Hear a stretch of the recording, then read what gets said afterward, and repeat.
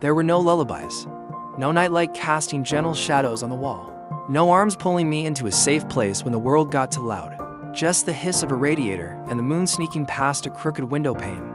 I don't remember who first held me, or if anyone ever did long enough to call it holding. What I do remember, what my bones remember, is the quiet. Not the peaceful kind. Not the kind that comes after a long day when you found your way home, but the kind of silence that echoes, the kind that grows teeth. I was raised in spaces no one lingered in, passed from house to house like a story no one finished reading. Each room had its own version of stillness, its own brand of distance. Some silences smelled like bleach and stale toast. Others wore perfume and had perfect furniture, but their quiet was colder, smarter, the kind that knew exactly how to make you feel uninvited without saying a word. That was the first language I ever learned, reading between silences, learning the difference between ignored and invisible. People say kids are resilient, but what they really mean is we adapt to neglect like vines grow toward light. I got good at it, at shrinking myself, at being polite, at knowing when to not ask for seconds, at brushing my own hair and bandaging my own scrapes. I became fluent in thank you and I'm fine, even when I wasn't, especially when I wasn't, because neediness made people uncomfortable, and being inconvenient was the fastest way to pack your bag again. I used to sit on porches at night and stare into the dark, pretending someone was watching me from the stars. A mother in another galaxy, maybe a father with a telescope trying to find me. It's a funny thing, what you imagine when no one's imagining you back. You build your own constellations out of pain and hope. You talk to trees or floors or the quiet hum of a fridge just to feel less alone. And over time, the silence starts to feel like family. There were birthdays no one remembered, school days where no one asked why I kept my head down, photos where I didn't smile because no one told me I mattered. I watched other kids argue with their parents, slam doors, storm off, and I envied it. I envied their confidence that someone would follow, that someone cared enough to chase after them. Me, I never slammed a door. I learned to slip through them quietly, like a breeze that won't be missed. The hardest part wasn't the hunger or the moving. It wasn't even the goodbyes that came too often and too soon. It was the quiet betrayals. The adults who promised forever with warm voices and then disappeared without a trace. The caseworkers who forgot my middle name. The teachers who saw the bruises in my voice but marked me disruptive anyway. It's a strange thing, being a child in a world that keeps looking past you. You start to believe you're not worth looking at. I remember one night, I must have been 10, I stared at the ceiling and asked the darkness, what did I do wrong?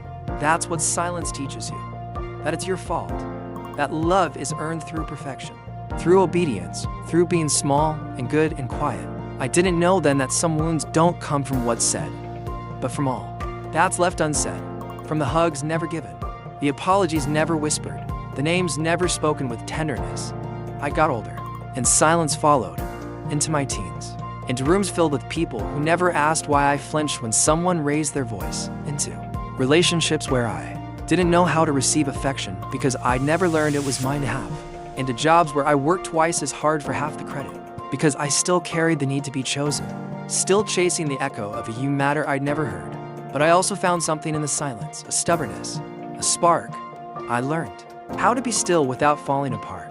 I learned how to sit with my pain until it told me stories. I started writing them down, not because anyone asked, but because silence doesn't get to be the only narrator of my life.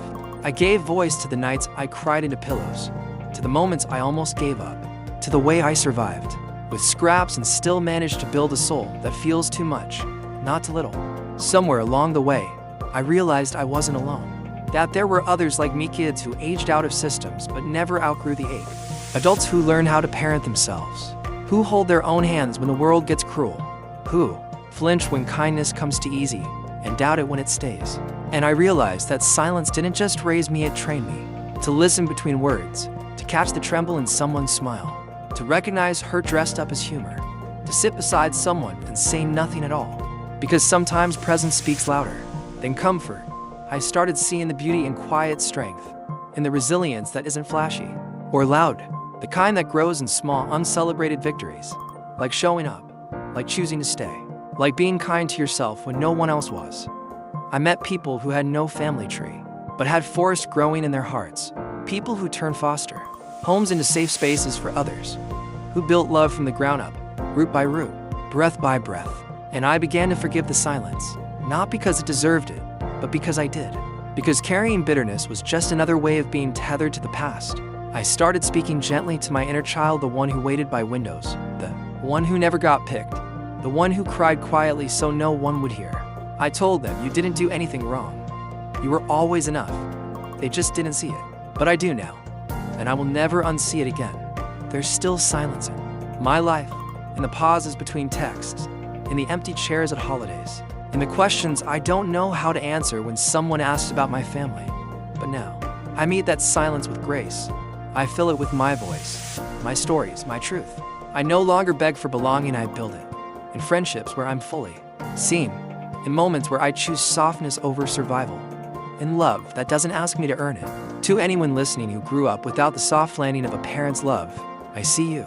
I see the way you show up with broken wings and still try to fly. I see the way you love, fiercely and carefully, because you know what absence feels like. I see the way you carry yourself like a secret, hoping someone will take the time to unfold you. I see the way silence taught you to be strong, but I want you to know, you're allowed to be more than that. You're allowed to be soft, to rest, to need. You are not a burden. You are a miracle of survival. You are not the empty space they left.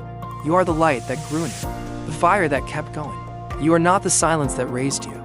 You are the voice that rose from it. So speak, even if your voice shakes, even if no one claps. Speak for the child you were, for the teen who got overlooked, for the adults still learning how to love themselves. Speak, because silence may have raised you, but it will not define you. You get to write your story now, line by line, page by trembling page. And one day, someone will read it and whisper, that's me. And in that moment, you'll know you were never truly alone. You were just waiting to be heard.